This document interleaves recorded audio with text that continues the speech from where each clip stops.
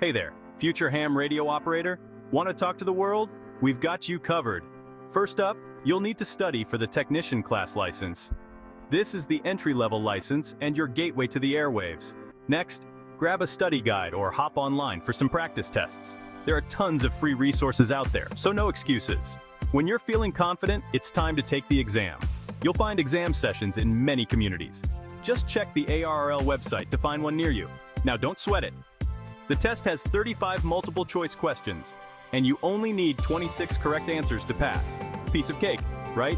After you pass, the Federal Communications Commission, FCC, will issue your call sign. Congratulations, you're officially a ham radio operator.